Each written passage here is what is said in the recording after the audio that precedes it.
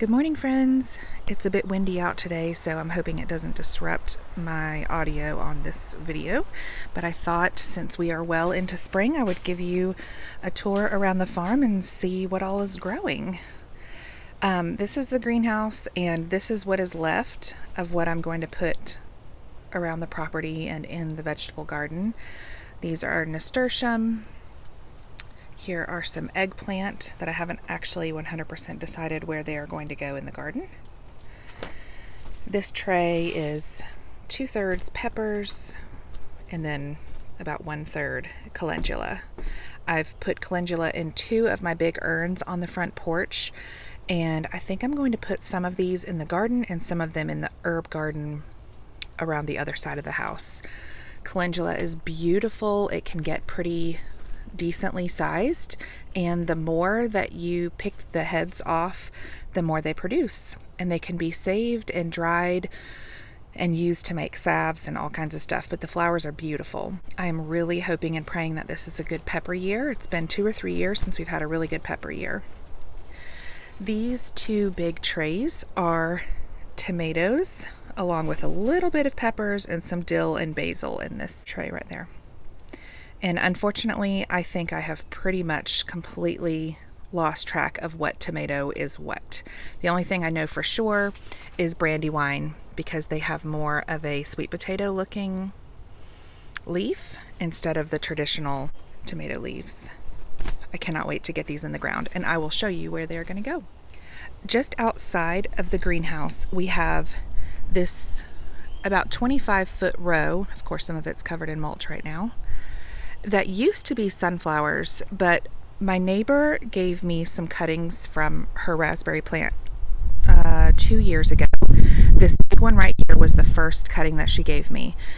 And last year she gave me 7 more. Well, if you can look at all of these, we now have over 22 raspberry plants coming out of the ground, because they do send out runners, basically. Like you can see these that are actually trying to creep into the garden.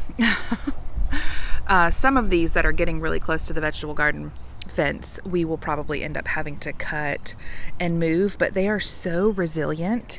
These all came from my neighbor, and she would just hack off like 6 inches below the soil some root and stick them in some soil, and handed me a handful of pots and said, go start yourself some raspberries. Last year was the first time that they produced, and by October I was eating fresh raspberries off of these plants, particularly this one right here, but some of these were producing as well. But I was eating fresh raspberries off of these every single day on my way out to milk, and it looks like we're going to get them a good bit sooner this year. They're starting to form some blossoms. That is very exciting. I forgot to add that I had pruned all of these raspberry plants except the largest down to the ground just 2 months ago. If you've been around here for a while, you've seen this garden plenty of times. It's about 2,000 square feet. It is fenced, and every year we reconfigure it a bit.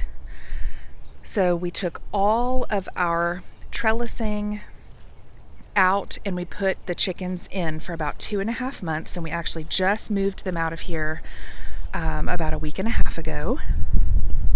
Oops, I left my coffee mug here yesterday. I am standing right inside the gate. I have to close it or Piper will join us. It is amazing the work that the chickens did in here. We moved the bean trellis, or the bean tunnel rather, to the opposite end of the garden this year, and I will walk you through where everything is going to be in just a second. So we have these 2 20-foot rows of cattle panels, and these will be where our tomatoes go. I'm not entirely sure. They're 5 feet apart, and I really don't think that is going to be quite enough. I'm not going to have much space to walk in between here, but I think we'll manage. I'm just going to make sure that they all have plenty of space in between each plant so that there's plenty of airflow, and I will keep them very adequately pruned.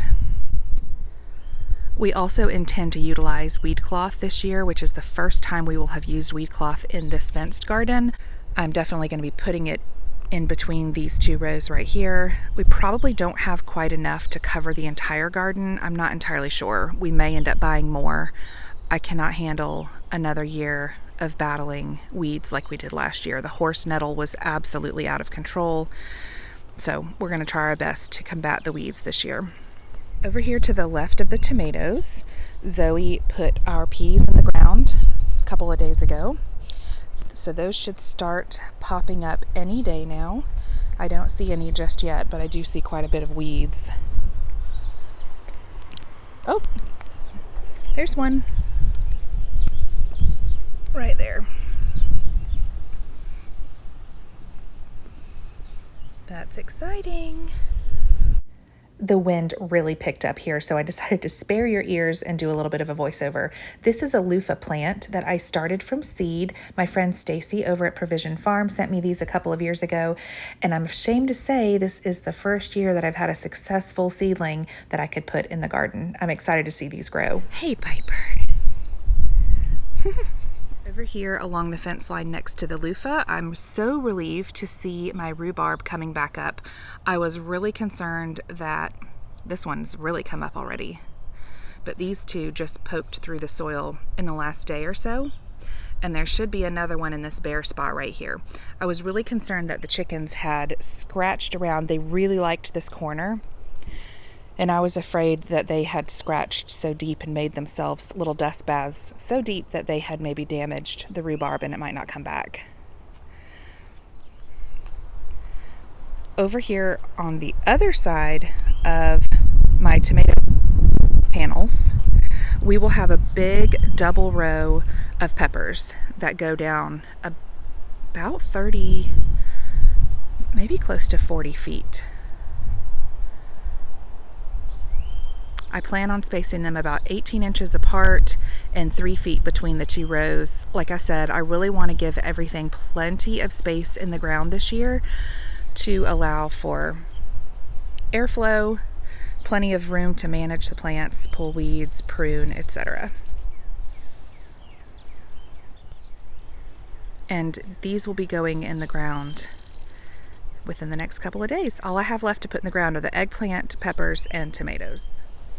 Over here against the fence, the same fence line that the rhubarb is on, these are 3 or 4 different varieties of cucumber. So these will climb up this fence as they grow. Look at all that grass already popping up. I've got to get some weed cloth down over here. All right, this is a 50-foot row. On the far left, where you can see a bit of a mound, that is all red and white potatoes that go all the way down about 50 feet. And then in the center, you can see these onion sets. There's these first ones are shallots, and then we've got red onions and white onions. I don't think I ended up buying any sweet onions. They just don't store very long.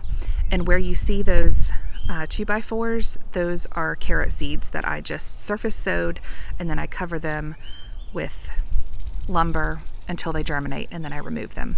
There's a really good chance that they have started to germinate already. They've been covered for about 4 days, and we got a really good rain, so I'm hoping maybe I will peek under those in a little while. This is the first year ever that I have successfully started all of my sweet potato slips. And I say successfully very loosely, because this is what they look like after some transplant shock. There is a new leaf, so I do have some hope. But for example, oh, look at that caterpillar. I probably ought to get him out of here. I don't know what kind of damage he can do. Oh, never mind. No damage, because he's dead. Anyway, this one is not looking so good. Oop, that just came right off. So, well, but this down here is still green. I don't know. See, that just came right off. We'll see. That one is getting a little bit more green on it. I fertilized them. This one looks awful.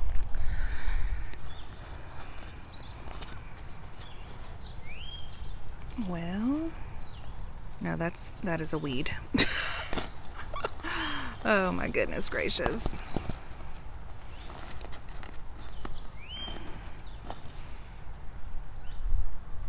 The stem is still green, so I am just, I'm holding out hope. This is a lot of sweet potato slips. Oh, look at that. There's some green leaves down there that are attached. All right, I think they're gonna be okay. I'm just gonna keep an eye on these over the next week or so, and if I see any that show no signs of life whatsoever, I am gonna have to go pick up a flat of sweet potato slips somewhere, because sweet potatoes are one of my very favorite things to grow in the garden, and in my personal experience, they have been the thing that has lasted the very longest in my pantry.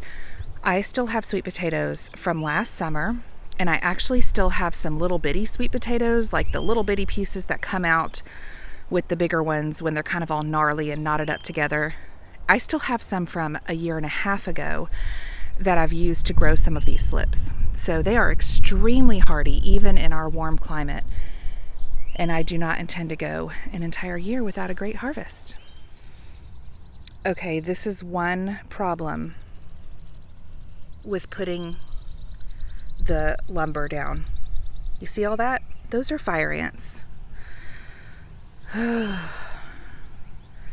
need to get some borax and come and sprinkle this entire area. When I look at this other area that the board was on, it looks like there are some seeds that have germinated. We'll see. That is not good. Ay, ay, ay.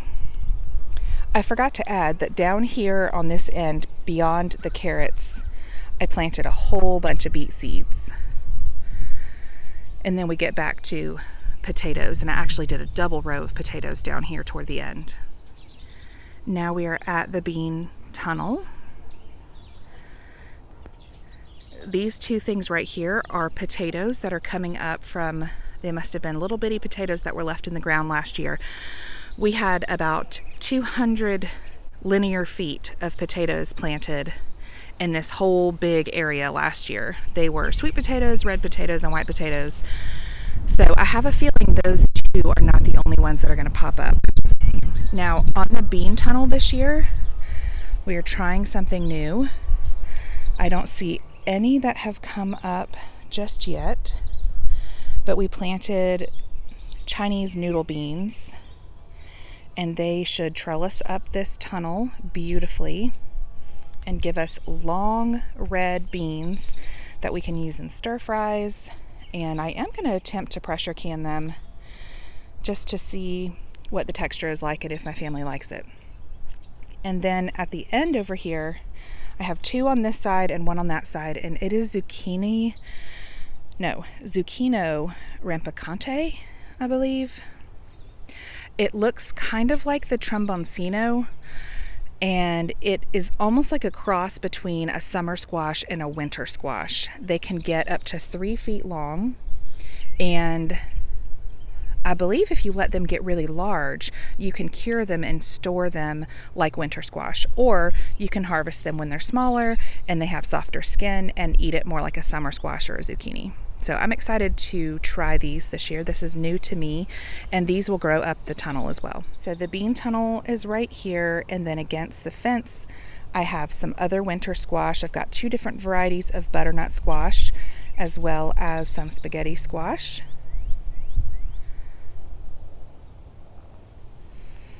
And then there's a bit of a break.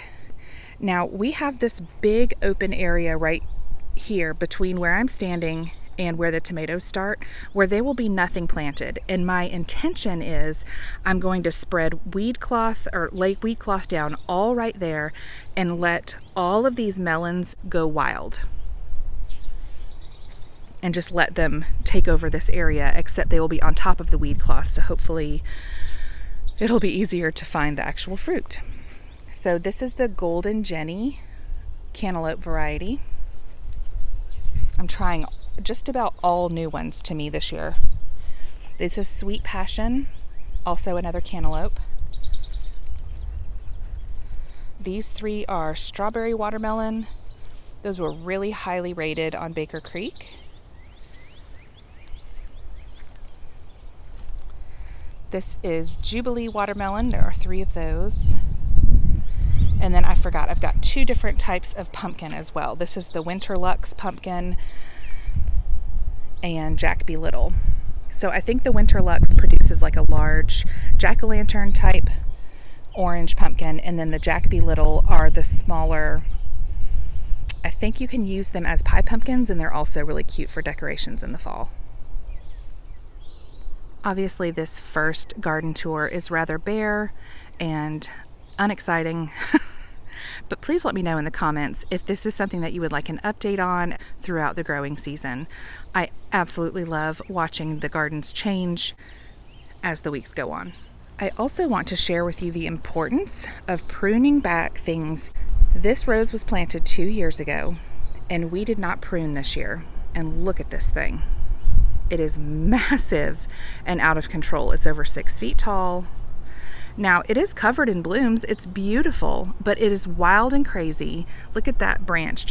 It looks like a whole other plant in itself. It is beautiful, and I plan to cut some of these blooms and put them in little mason jars on my kitchen table and maybe even on the mantle in the living room. But it's not good for the plant. It's so much better for disease resistance and the health of the plant to prune it back really down to 12 to 18 inches from the ground. We did that with the rest of our roses around the front bed that I will show you in just a minute, and they look beautiful. They're already coming back beautifully. They have so much color and they're loaded with blooms and buds.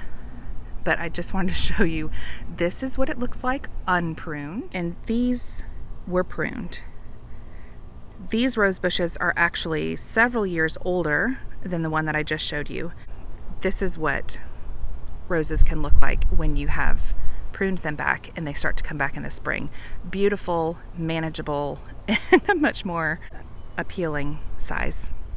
If you look over to the right when you're standing on the porch, this is our new bed this year. We did till this bed up because you can see that we just have a really weedy yard. There's really not a whole lot of actual grass. It's mostly weeds. So we tilled it and we amended it, and half of it is strawberries that are doing really well. These were bare root strawberries that we ordered in bulk with some friends. We ended up with about 60 of them. And then this row right here, Miss Goldie, if you're watching, here are the Brussels sprouts you gave us. There's 6 of them right there in the middle, and then here on the 2 ends are zucchini. Look at that flower. That's the first flower forming. That's exciting. I do pollinate my female squash flowers by hand, so I'll have to keep an eye on those. But these strawberry plants have tons of flowers on them. I am so excited to have fresh strawberries. And then on this side over here, my mom and I are going to plant corn. And you know what I think I'm going to experiment with as ground cover, or more like a cover crop? I'm competing with the roosters. I think we have 5 roosters among the chicks that we hatched a couple of months ago, and they're just now finding their voices, and this is going to be interesting. We're going to have a chicken harvesting day soon. But anyway, we're going to have to come in here and pull these weeds that are now growing up from where we tilled, and then we're going to plant as many rows of corn as will fit, and then I think I'm going to spread pretty generously some hard white winter wheat. From what I've read, you can sow winter wheat in the spring for a late fall harvest, or you can sow in the fall for an early spring harvest. So we're just going to try it. We've got to cover this ground with something, or weeds will just completely take over. I think the corn might still be okay if we didn't do a cover crop, but I know the ground is much better off if you cover it with something other than weeds. So we're going to try it with wheat. Straight off our porch is our orchard. And I will take you on a walk through our trees. We have 4 apple trees that we picked up from Walmart for $12 a tree in March of 2020 when the whole world was freaking out and no one was thinking about gardening or buying fruit trees. But we were out here on the farm just taking it one day at a time, and when I went to the grocery store and saw these trees, and we had only been in our house for 1 year, I thought this is the perfect time to start our orchard. And then that larger tree back there is a peach tree, and I cannot wait to show you that. But let me show you some of the little baby apples that are already forming. As flowers form on fruit trees, that is where the fruit comes from. So you can see at the bottom of these flowers, like right here, there's a little globe forming. Oop, this one up here is even better. See these? That right there is a little baby apple. And there's quite a few of those flower clusters all over this tree. This is a Granny Smith. We have 2 Granny Smith and 2 Arkansas Black. Let's go see what the others look like. Here are some more apple blossoms. They're so pretty. This Arkansas Black tree is looking so healthy. I did prune these this year, and I also used some fruit tree fertilizer spikes that I pounded into the ground around the drip line just about a week ago, which was perfect timing because we've had a few good rains since then. Lots of little clusters of blossoms. I can see some little baby apples forming. It's so exciting. Here's our peach tree, and this is the first year since we've had this peach tree that we did not have a late frost that ended up decimating our blossoms. In fact, we are really in peach country. There are thousands upon thousands of peach trees within like a 5-mile radius of us. Lots and lots of commercial orchards, and peach prices around here have gone through the roof over the last few years because we have had so many late frosts each year that have just really killed the peach harvest. So last year, a box of peaches was $40, whereas a few years ago, that same exact box was $20. So we actually didn't buy any peaches last year. But as I get closer to this tree, wait till you see how many peaches are on this tree. Can you see that? Hold on. I mean, just where my camera is pointed right now, there are probably 40 peaches.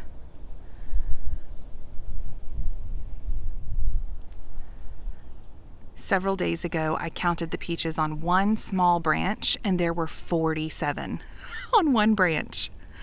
This peach tree is loaded. I wouldn't be surprised if there were 1,000 peaches on this tree this year. So I've got to do a little research on how many peaches I have to prune off of each branch in order to ensure some of them actually, like, look, these two are growing side by side. That's obviously not going to do well. Look how many are on this one little stretch of branch. It's crazy. And now that we have Piper here to protect our peaches from the deer, we might actually get to eat some this year. This is the newer section of our orchard. This tree and that one over there are pears. These 2 are fig trees, and those 2 are plums that we actually just bought at Walmart this year. They had flowers all over them, and they were really good size. So I'm ashamed to say we purchased the fig trees and these 2 pear trees from an online nursery, and they look wonderful and they're healthy. But I think we paid probably like $70 for these pear trees. Those plums are 3 times the size of those pear trees, and they were $30 each. So I'm not sure if we made the best decision ordering these pears online, but I was able to specify our zone and make sure I was purchasing trees that were correct for our area. Over there in the distance, close to the driveway, is our dogwood tree. We had a dogwood in our front yard at our old house, and it was beautiful, and the children loved climbing on it. It was the perfect climbing tree for little kids. So I'm hoping maybe one day our grandchildren will climb that dogwood tree. Now let's go check out what's on the porch. I filled the 2 urns on either side of the stairs. This purple heart, hey girl, the purple heart has been there for years. That is another thing that my neighbor gave me, and it is so hardy and resilient. Piper. If any of it falls on the ground, it immediately roots and keeps growing. So I'm probably going to pull these and put them somewhere else on the property. But I have some Gerber daisies in here. I'm not sure what this is, but I thought it would be pretty to have something kind of cascading over the urn. And I don't know what these yellow flowers are, but they are beautiful. So I've got this one here and that one there. This is our cold hardy avocado tree. It is coming back beautifully. It was completely bare. And the same goes for our lemon tree. I need to pull off some of these leaves from last year because they are looking really rough, but we've got all this new growth and these little baby lemons getting started. There's a couple more right there, but these leaves from last year just look awful. I'm surprised they didn't fall off on their own, but we've got lots of new growth, and I'm hoping this will be the first year that we actually get to harvest some lemons off of this tree. It's grown a lot since we planted it. I love these plastic like faux wine barrels. I picked them up at Lowe's, or maybe it was Sam's. I know they were like $14.99, which was a great price for such a large pot, especially considering you're going to have to fill it with something before you plant something in it. And then this is a decorative sweet potato vine that my friend Goldie gave me. It is beautiful, and it is going to fill out this pot wonderfully. It is going to be really pretty as it grows. Over here is where I planted some of that calendula. Looks like they kind of got beaten in the rain last night. And then on this side we have more calendula as well as some kale. This is really not enough space. I really should technically only have 1 kale in this like 18-inch urn, but I'm okay if it doesn't get huge. I would rather have more with smaller leaves, which will certainly be more tender, than to have one big one with massive leaves that no one wants to eat. I almost forgot to mention these grapevines. I have 2 white seedless grapes and 2 red seedless grapes, and they are going to go along the front perimeter of our orchard, kind of forming a hedge between our yard and where the orchard begins. And lastly, this is the opposite side of the house. We have a few more knockout roses, lots and lots of lamb's ear. I've said this in the past, but if you're new here, all of this lamb's ear was broken off of these 8 original plants that we planted 5 years ago. It is so hardy. You can literally just stick a shovel in the ground right there and break off that new patch of lamb's ear and plant it somewhere else, and it will look like this within about 6 months. It is pretty wild. This little corner patch is yellow lantana. It's beautiful when it fills out. It's not quite starting to come back yet. Those are some weeds I need to pull. Over here I have some sage that is flowering. It's beautiful. I need to pull a bunch of those leaves and dry it. I love growing sage. Next to the sage, I've got some purple phlox that comes back every year. And then back here, I have some echinacea. And this stuff spreads. So apparently on the 3rd year, you can dig up the original plant and harvest the roots for medicinal purposes. That is where echinacea tincture and supplements come from. It's not actually the flower or the leaves, it's the roots.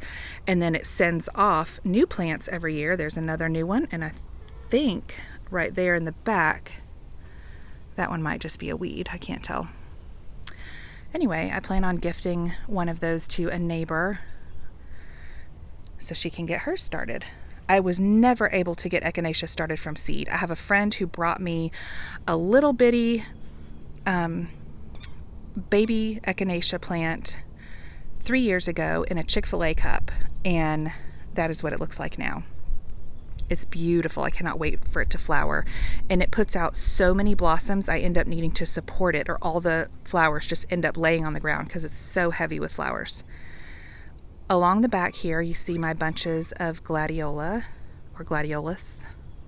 They're beautiful. I can't wait to show you those as they bloom. This is purple phlox as well. It's a different variety than what is growing back where I showed you a minute ago. And then these pink ones are called dianthus.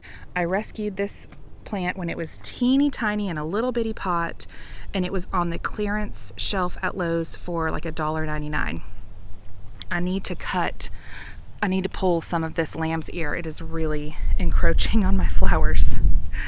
The plan is to dig up this lamb's ear and bring it up close to the sidewalk.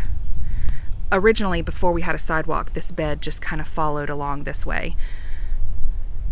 Unfortunately, we have our annual termite renewal tomorrow, and they're going to have to get in that crawl space to go look under the house. I hope he's careful. I'll come out here and help. And then over here we've got herbs. So this is creeping thyme, which is clearly creeping. It actually started off in this bare spot and that kind of died away, and it has spread. I love having fresh thyme year round. This never dies back. Same with the oregano, which is this big one right back here. In this pot right here, the same friend who gave me the echinacea plants gave me these elderberry bushes. So I plan to find a good spot for those and put them in the ground and get them started. Here is some volunteer cilantro, and I've got more volunteer cilantro all around this yellow rose bush. And then these yellow roses, they're actually nothing special. It's not any kind of like big beautiful blossom. It was like a $5 rose bush from a little cup at Aldi last year. But I decided to wait and see how it does this year and decide whether or not I'm going to pull it up or just let it go. And then I've got a very unhealthy recovering gardenia right there, and then a much healthier gardenia right here.